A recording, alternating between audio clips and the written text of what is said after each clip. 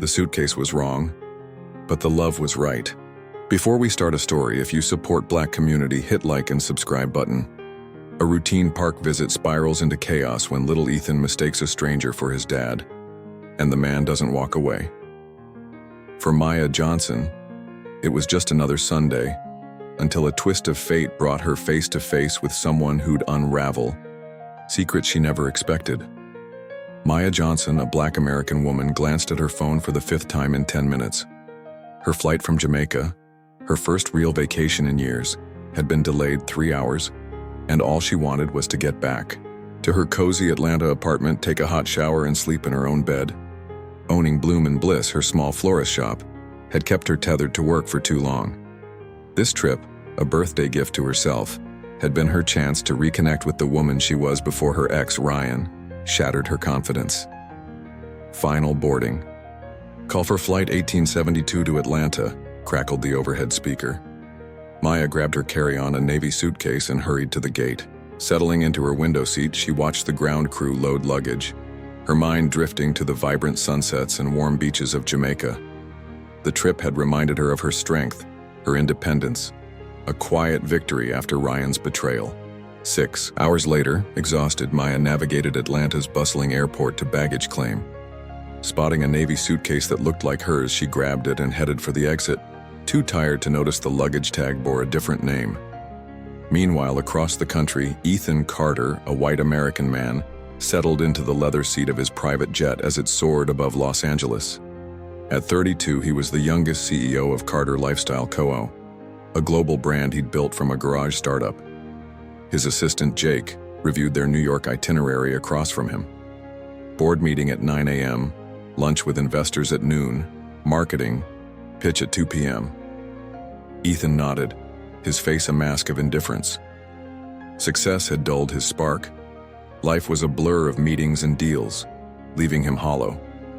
Reaching for his navy suitcase, he unzipped it, expecting his tailored shirts and documents. Instead, he found a soft peach scarf, summer dresses, and a leather journal with pressed flowers tucked between the pages.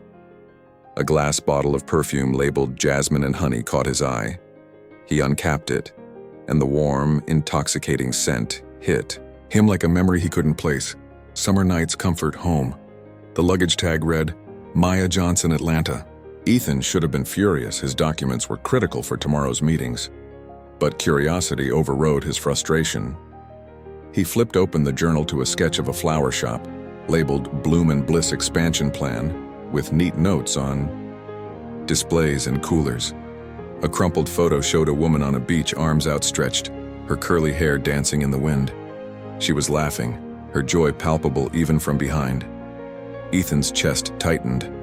"Jake," he called. "Someone took my suitcase.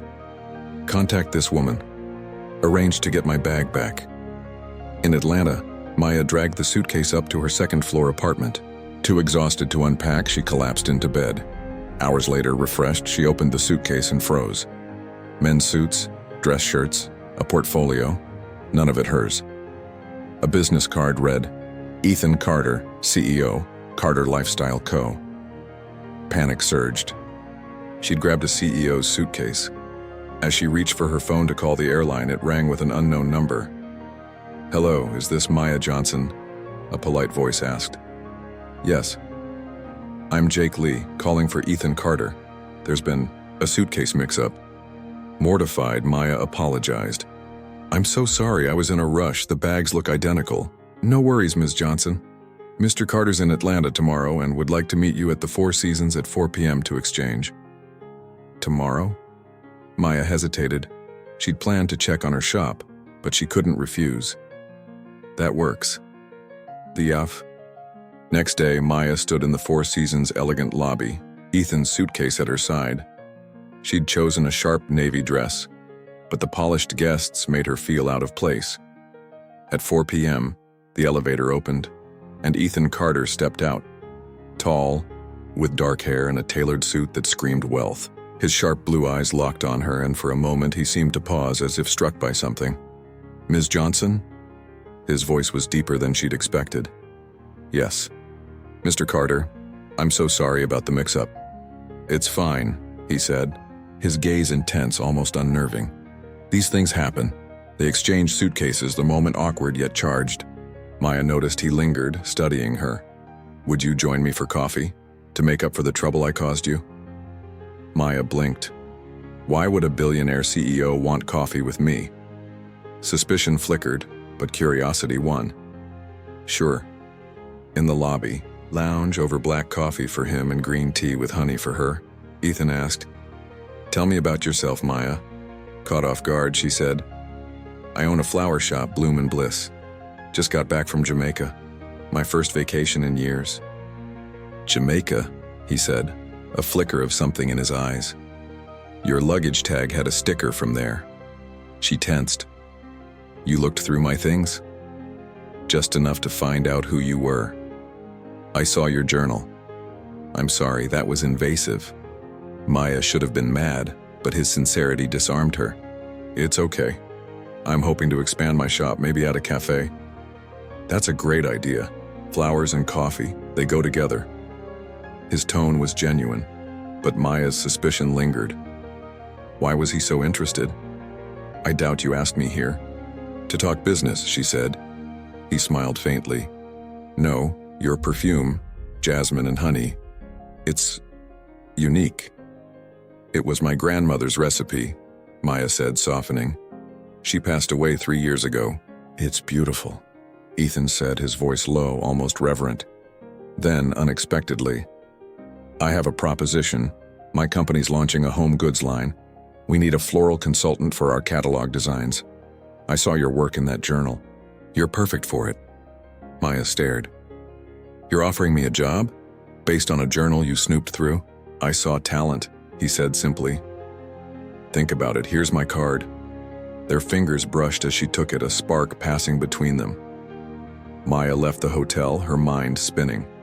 Why her? Was this some kind of game? Back at her shop, she found a note tucked in her suitcase. "I'm sorry for looking. Call me Ethan." Her suspicion deepened. Was he too good to be true? 3 days later, curiosity won. Maya called Ethan. "I'm interested, but I need details. Come to Bloom and Bliss tomorrow at 4 p.m. I'll show you." The next day, Ethan arrived, his casual jeans and rolled-up sleeves making him look less like a CEO and more like a man. He studied her shop with genuine interest. "This is exactly how I pictured it from your sketches." Warmth spread through her. "Thanks. It's small, but it's mine." They discussed the consulting role, redesigning floral elements for his campaign to feel real, not artificial. Maya's mind raced with ideas, but doubt lingered. Why was he so invested? Was there an ulterior motive? "I'll do it," she said, then added, "But tell me why you really offered this. It's not just my flowers." Ethan hesitated, then said, "Your suitcase. It reminded me there's more to life than boardrooms. Something honest. Something I've been missing." His words struck a chord, but Maya couldn't shake the feeling he wasn't telling her everything.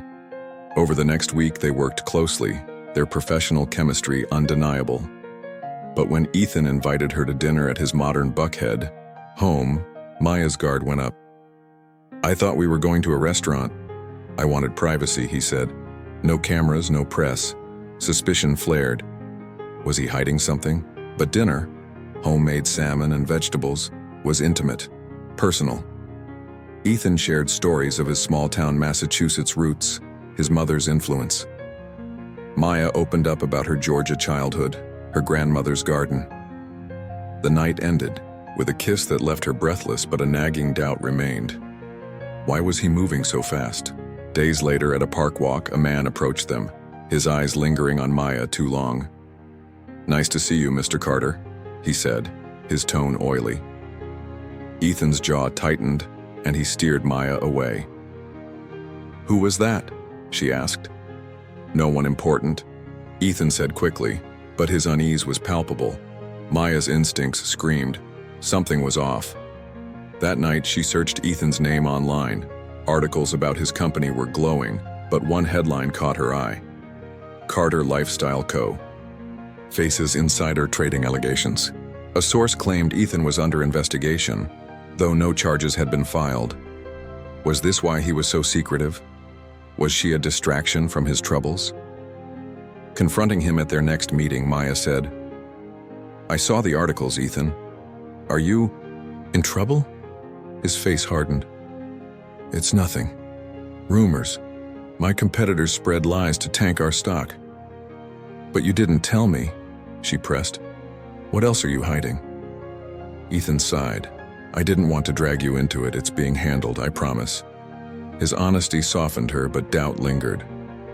Their relationship deepened, each moment, dinners, walks, late-night talks, pulling them closer. Yet, the shadow of his secrecy loomed. When Ethan invited her to New York for the campaign launch, Maya agreed, hoping to understand him better. In New York, Ethan's penthouse and hectic schedule underscored their different worlds. At the launch, Maya's floral designs dazzled, but a reporter cornered her. "Ms. Johnson, are you with Ethan Carter for his money?" Jake intervened, but the intrusion stung. Later, Maya found more articles speculating about her, calling her a gold digger. Hurt, she confronted Ethan. "This is my life," he said, pained. "The press, the scrutiny. I should have warned you." "Can I handle this?" Maya asked herself, staring at the city lights. The next day in Central Park, she made her choice.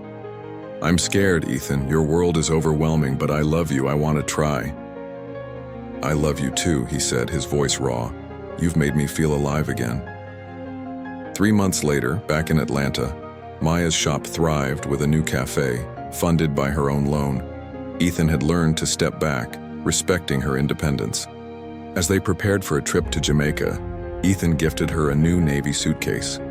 Inside, nestled in her peach scarf, was a velvet box with a diamond ring. "I was going to wait for the beach," he said, kneeling. "But I'm not patient. Maya, you're my home. Will you marry me?" Tears fell as she nodded. "Yes." As they walked Jamaica's shores, the scent of jasmine and honey mingled with the ocean breeze, a reminder of the twist of fate, a suitcase mix-up that led to a love neither expected, strong enough to weather secrets, scrutiny, and their different worlds. Thanks for joining us on this journey. Don't forget to like, subscribe, and share this story on our channel, Black Journey, for more tales of love and unexpected twists.